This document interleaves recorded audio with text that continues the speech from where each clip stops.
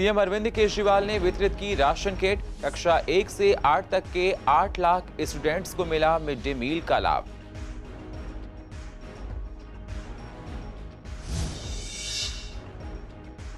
Delhi BJP ने की duty पर कोरोना से जान गंवाने वाले पुलिसकर्मियों को मुआवजा देने की मांग। सीसीआई ने जानी पूर्व दिल्ली के राजनेताओं की राय।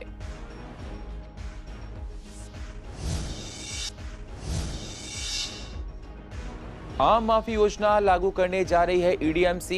1 जनवरी से 31 मार्च तक लागू हो सकती है योजना। प्रॉपर्टी टैक्स पेयर्स को मिलेगा 100% छूट का लाभ।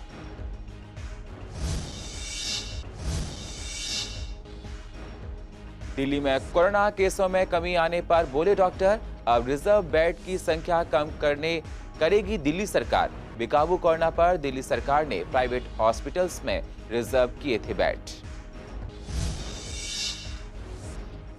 और किसान आंदोलन का आज 34वां दिन। कल होगी सरकार और किसानों की बैठक। बोले गाजीपुर बॉर्डर के किसान, मांगे न माने जाने पर निकालेंगे ट्रैक्टर मार्च।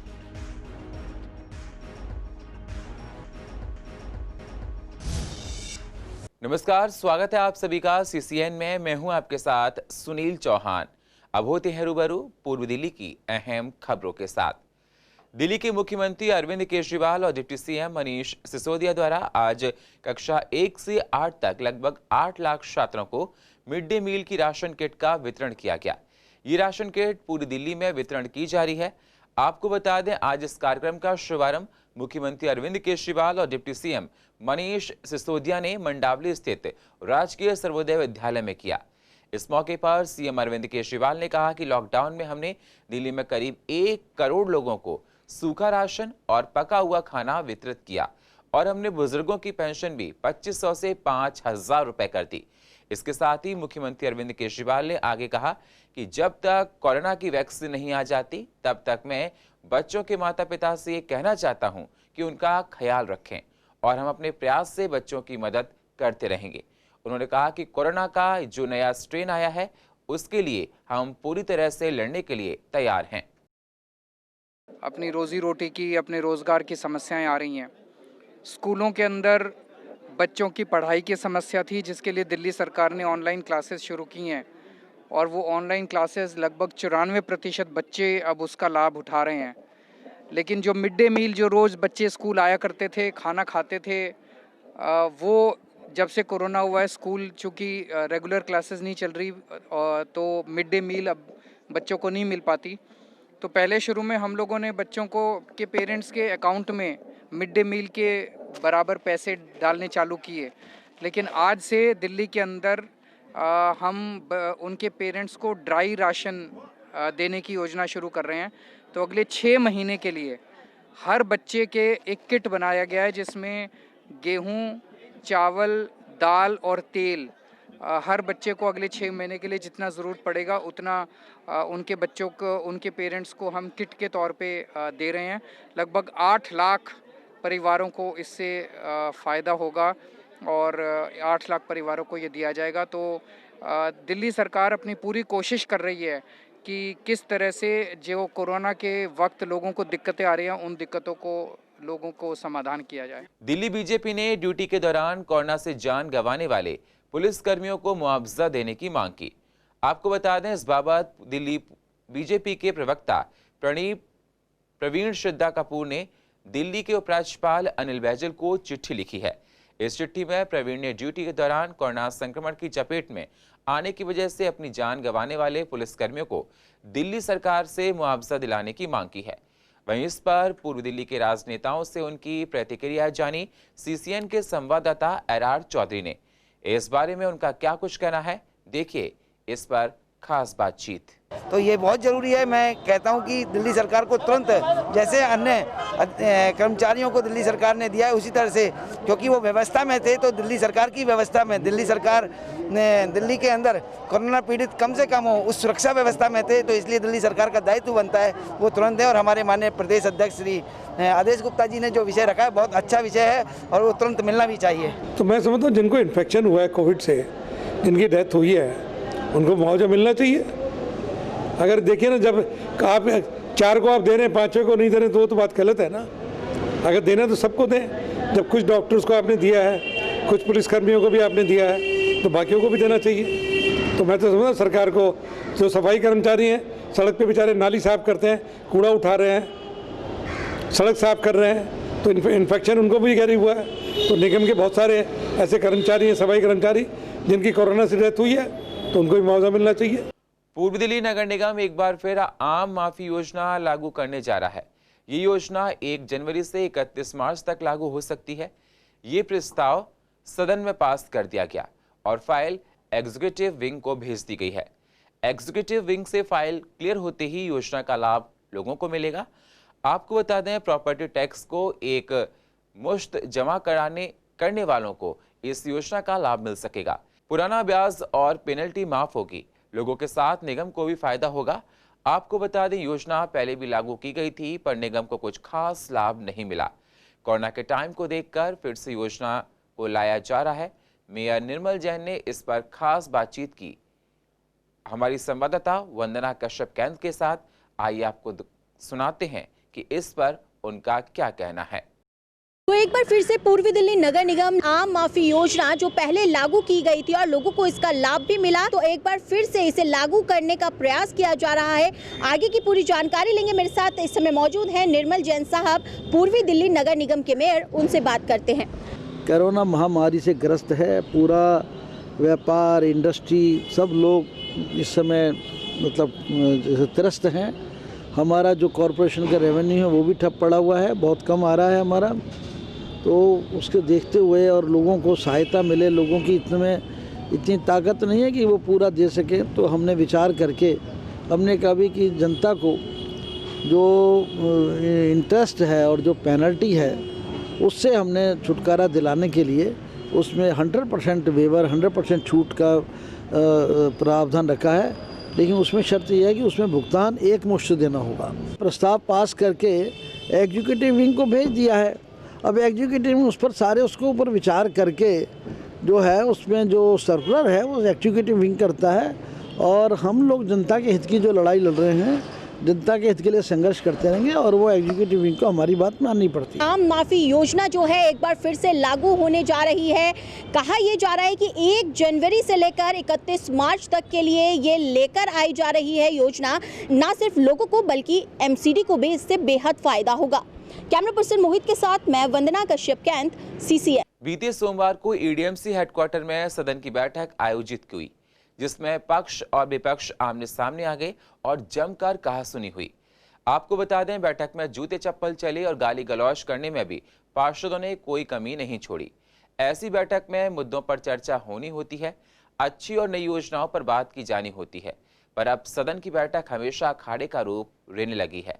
वहीं मेयर ने कहा कि इस बार तो हद पार हो गई, इसलिए विपक्ष के नेता मनोज त्यागी और आपकी महिला पार्षदों को 15 दिन के लिए सदन की बैठक से निलंबित कर दिया गया है। लेकिन आप पार्षदों ने इस पर विरोध दर्ज कराते हुए कहा कि बीजेपी भेदभाव पर कर रही है। बीजेपी को भी अपने उन पार्षदों को भी निलंबित करना चाहिए था जिन्होंने विपक्ष के साथ दुर्व्यवहार किया है। उनका कहना है कि अगर ऐसा नहीं हुआ तो हम आगे ऐसे चुप नहीं बैठेंगे। सदन की मर्यादा को तार तार कर दिया गया। जिस तरीके से वहाँ पर चप्पल निकाल करके मारी गई, जिस तरीके से मतलब आकर के कागज़ फाड़े गए, घुस करके सारी चीज़ों को, फाइलें वगैरह जो सबको इस तरह गुंडागर्दी, ये नहीं चलने वाली। ये आम आदमी पार्टी के जो पार्षद हैं इनको व्यवहार संसदीय करना पड़ेगा। तो मैंने तुरंत ही 15 दिन के लिए कल नेता विपक्षी मनोज त्यागी को और उनकी एक पार्षद बहन मोहिनी को मैंने 15 दिन के लिए सदन की कार्रवाई से निलंबित किया है। देखिए, लोकतंत्र के लिए बहुत बुरी स्थिति है कि जहां विपक्ष मुद्दों से घबराकर अपना एजेंडा चलाकर और नागरिकों की समस्याएं, नागरिकों को होने वाली तकलीफ़ें, पूर्वी दिल्ली नगर निगम के कर्मचारियों को ना मिलने वाली तनख्वाह, ऐसे मुद्दों से बच के ऐसे मुद्दे उठाना चाहता है जो पूर्वी दिल्ली नगर निगम के नहीं हैं। और अगर उन्हें मुद्दों पर लेकर आओ तो वो हंगामा करते हैं, जूते चप्पल निकालते हैं, हाउस को चलने नहीं देते। और इसमें नुकसान किसका है? इसमें नुकसान 40 लाख जो पूर्वी दिल्ली के जो नागरिक हैं उनका है। अगर हमने उन अन्नदाताओं के, उन किसानों के लिए अगर 2 मिनट का मौन रखने के लिए अगर हाउस में विनती करी तो क्या ये गुनाह था? वो अन्नदाता जो हमारे बॉर्डर पे बेचारे दिन रात भूखे बैठे हैं, प्यासे बैठे हैं और उनकी अकस्मात वहाँ पे मौत हो गई है, और हमने सिर्फ यही सदन में बोला कि वो हमारे गाजीपुर बॉर्डर के भी में भी आते हैं कुछ किसान भाई हमारे, वहाँ पर भी जो अभी बेचारों की मृत्यु हुई है, अगर उनके लिए हम 2 मिनट का मौन रख लें उन अन्नदाताओं के लिए तो क्या गुनाह था? इनके पूर्व मेयर विपिन बिहारी जी उठ के नेता विपक्ष को मानने के लिए दौड़े और हमारी महिला पार्षदों से बदतमीजी करी। मुझसे खुद इनके संतोष पाल जी ने और कन्हैया जी ने मुझे गंदी गंदी गालियां दी, तो आपने सब देखा है वहाँ पर। इस तरह हमको बिना किसी कसूर के हमारे 3 लोगों को हमको सस्पेंड कर दिया गया, तो क्यों ना उनके पार्षदों को, जो पार्षद उनकी चप्पल मारने के लिए उतारू थे, जो पार्षद उनकी गाली गलौज कर रहे थे, जो पार्षद उनको जाति सूचक शब्द हमारे पार्षदों को कह रहे थे, उनको क्यों नहीं सस्पेंड किया गया? शादरा साउथ जोन की बैठक में आज बजट फाइनलाइज किया गया। पार्षदों के सुझाव पर सहमति के बाद बैठक खत्म हुई। बैठक में विपक्ष के पार्षद बोलते रह गए, उनकी बैठक में एक नहीं सुनी गई और बीजेपी के पार्षद और चेयरपर्सन बैठक खत्म करके चले गए। ऐसे में चेयरपर्सन भावना मलिक ने बताया कि पार्षद ने 2020 और 21 के बजट में बहुत अच्छे सुझाव दिए थे, उन पर विचार होगा और योजनाओं को धरातल पर लाने के लिए ज्यादा जोर देंगे।